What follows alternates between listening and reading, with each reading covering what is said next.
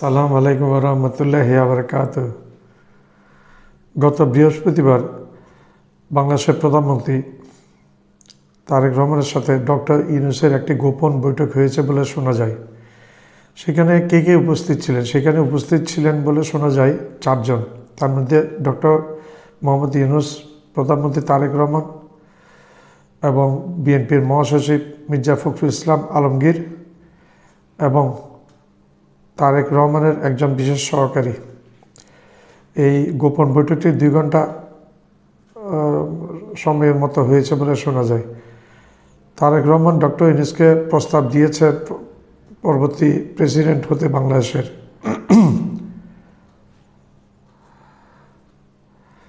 কী কারণে ডক্টর ইউনূসকে এই প্রস্তাব দিয়েছেন তারেক রহমান, সেটা ডক্টর ইউনূস তারেক রহমানকে জিজ্ঞেস করেছেন। হঠাৎ করে কী কারণে বাংলাদেশের প্রেসিডেন্ট হতে বলছেন আমাকে। বৃহস্পতিবার সন্ধ্যায় 7:30টার দিকে প্রধানমন্ত্রীর কার্যালয়ে এই বৈঠকটি হয়েছে বলে শোনা যায়। 2 ঘন্টা বৈঠকটি হয়েছে। বৈঠকের শুরুতে তারেক রহমান ডক্টর ইউনূস সাহেবকে ধন্যবাদ জানান অন্তর্বর্তী সরকার 16-17 মাসের অন্তর্বর্তী সরকারটি সুস্থভাবে চালানোর জন্য এবং সুষ্ঠুভাবে নির্বাচন করার জন্য। তারেক রহমান ডক্টর ইউনূসকে বললেন, এখন একটি গুরুত্বপূর্ণ সিদ্ধান্ত নিতে হবে, পরবর্তী রাষ্ট্রপতি কে হবে। ডক্টর ইউনূস বলেন, এটা নিয়ে আমার সাথে আলোচনা করার কি দরকার। তারেক রহমান তখন হেসে বললেন, আমি চাই আপনি বাংলাদেশের পরবর্তী প্রেসিডেন্ট বা রাষ্ট্রপতি হন। শুনে ডক্টর ইউনূস বলেন, আমি তো একজন রাজনীতিবিদ নই, আমি একজন অর্থনীতিবিদ। তারেক তখন বলেন, সেই কারণেই আপনি এই পদের জন্য উপযুক্ত। তারেক বলেন, বাংলাদেশের বর্তমান সংকটকালে আমরা চাই একজন সৎ, নিরপেক্ষ এবং আন্তর্জাতিকভাবে স্বীকৃতিপ্রাপ্ত একজন ব্যক্তিত্ব দরকার, আর সেটি হচ্ছেন আপনি।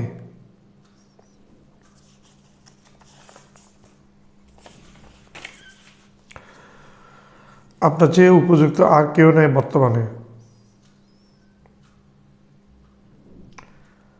ডক্টর ইউনূস পাল্টা প্রশ্ন করেন, আপনি কেন এই প্রস্তাব দিচ্ছেন?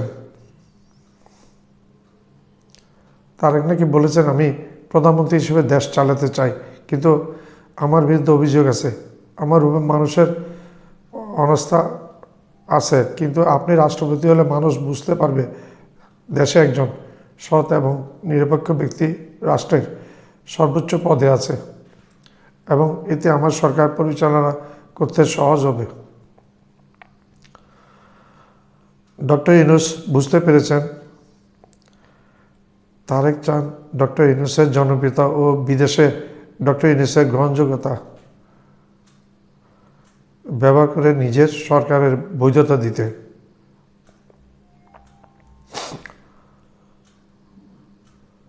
সবাই জানে যে বিএনপি ভোটে কারচুপি করে ক্ষমতায় এসেছে এবং জনগণের মধ্যে অসন্তোষ ক্রমান্বয়ে বাড়ছে, কিন্তু ডক্টর ইউনূস প্রেসিডেন্ট হলে তিনি এই অসন্তোষকে নিয়ন্ত্রণ করতে পারবেন, তার সরকারকে একটি বৈধতার সিলমোহর দিতে পারবেন। ইউনূস কিন্তু একজন বিচক্ষণ এবং দূরদর্শী ব্যক্তি। ডক্টর ইউনূস বলেন, আমাকে প্রেসিডেন্ট করতে হলে সংবিধান সংস্কারের পরিষদ সক্রিয় করতে হবে, সংবিধান সংস্কার করতে হবে, যেখানে ভোট গণনায় কারচুপি হয়েছে সেখানে পুনরায় ভোট গণনা করতে হবে। প্রেসিডেন্টের কাছে প্রকৃত ক্ষমতা থাকতে হবে, শুধু আনুষ্ঠানিক অলংকারিক পদ নয়। জুলাই বিপ্লবে যারা শহীদ হয়েছে তাদের বিচার নিশ্চিত করতে হবে সেই ব্যাপারে। তখন তারেক রহমানের মুখ অনেকটা মলিন হয়ে যায়। এই যে 4টি শর্ত মেনে নিলে তারেক সরকারের অবৈধতা প্রকাশ পেয়ে যাবে, আর ভোট গণনায় কারচুপির প্রমাণ হলে এতে তারেক রহমান যে জড়িত তা প্রকাশ পাবে এবং সংবিধান সংস্কার হলে প্রধানমন্ত্রীর একচেটিয়া ক্ষমতা হ্রাস পাবে। যেমন ইচ্ছে তেমন করতে পারবে না একজন প্রধানমন্ত্রী, সংবিধান যদি সংশোধনের সংস্কার হয়। আর যদি প্রেসিডেন্টের কাছে প্রকৃত ক্ষমতা থাকে, সে প্রেসিডেন্টকে প্রধানমন্ত্রী নিয়ন্ত্রণ যেমনি ইচ্ছা তেমনি নিয়ন্ত্রণ করতে পারবে না। ডক্টর ইউনূস তারেককে বলেন, আমি এই সত্যগুলো ছাড়া প্রেসিডেন্ট হব না। আমি প্রেসিডেন্ট হলে খেলার পুতুলের মতো প্রেসিডেন্ট না হইয়ে একজন প্রকৃত প্রেসিডেন্ট হতে চাই এবং জনগণের সেবা করতে চাই। ডক্টর ইউনূস চলে গেলে বিএনপি মহাসচিব মির্জা ফখরুল ইসলাম আলমগীর তারেক রহমানকে বলেন, স্যার এই সত্যগুলো মানলে আমাদের ভিত একেবারে নড়বড় হয়ে যাবে। তখন তারেক বলেন, আমি জানি, কিন্তু ডক্টর ইউনূসকে প্রেসিডেন্ট করা আমাদের জন্য খুবই দরকার। আন্তর্জাতিক কমিউনিটি তাকে বিশ্বাস করে, তাকে প্রেসিডেন্ট করতে পারলে আমাদের সরকার বৈধতা পাবে।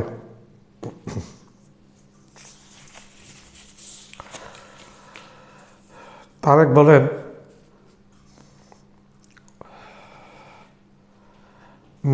আমরা ওনাকে বলবো, মানার ভান করব কিন্তু মানব না। আর ভোট গণনার তদন্তের কথা বলবো কিন্তু তদন্ত কিছুই করব না। সংবিধান সংশোধনের কাজ শুরু করব কিন্তু শেষ করব না। ডক্টর ইউনূসকে ইউজ করে আমার সরকারের বৈধতা দিতে হবে, কিন্তু তাকে প্রকৃত ক্ষমতা আমরা দিব না।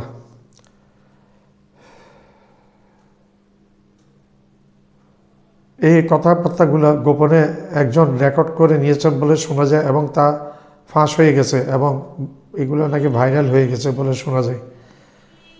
এই ঘটনা প্রকাশ হওয়ার পরে সারা দেশে রাজনৈতিক মহলে তোলপাড় শুরু হয়েছে।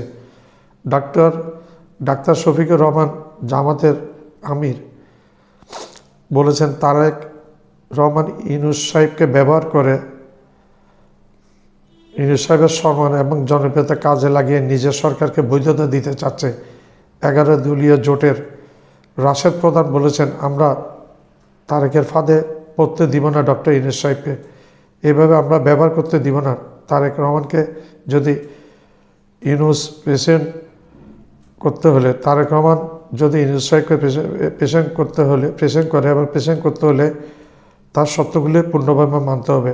আওয়ামী লীগ বলছে তারেক মানুষকে বোকা বানানোর চেষ্টা করছে। তারেক ইউনূস সাহেবকে ব্যবহার করে জনগণকে বোকা বানাতে চাচ্ছে। তাহলে কি হবে? বোকা বানাতে চাইলে কী হবে? জনগণ তারেকের এই ফন্দি বুঝতে পারে। জনগণ এত বোকা না। তারেক রহমান জানেন তার সরকারের বৈধতা নিয়ে প্রশ্ন আছে। ভোট গণনায় কারচুপি করেছে বিএনপি। জনগণ অসন্তুষ্ট এবং অসন্তুষ্ট আন্তর্জাতিক মহলও। এই পরিস্থিতিতে ডক্টর ইউনূসকে প্রেসিডেন্ট বানিয়ে বিএনপি সরকারকে বৈধতা দিয়ে চাচ্ছেন ডক্টর তারেক রহমান। ডক্টর ইউনূস অত্যন্ত চালাক মানুষ। ডক্টর ইউনূস তারেক রহমানের খেলা বুঝেই কঠিন সত্য এমনভাবে দিয়েছেন যেন তারেক সত্যগুলো মানলে ডক্টর ইউনূস প্রেসিডেন্ট হবে, নতুবা না। তারেক বর্তমানে এক ঘুরপাক অবস্থায় পড়েছেন, ঘূর্ণচক্র অবস্থায় পড়েছেন। ডক্টর ইউনূস তারেককে প্রস্তাবের ব্যাপারে সন্দিহান। ডক্টর ইউনূস বুঝেছে তারেক তাকে ব্যবহার করতে চাচ্ছে, সেই জন্য কঠিন সত্য দিয়েছেন এমনভাবে যে তারেককে ডক্টর ইউনূস না করলে তারেকের এই রাজনৈতিক খেলা ব্যর্থ হবে। যদি ডক্টর ইউনূস প্রেসিডেন্ট না হয় তাহলে তারেকের এই রাজনৈতিক খেলা কিন্তু ব্যর্থ হয়ে যাবে। এখন দেখা যাক তারেক রহমান এই সত্যগুলো মানে কিনা। না মানলে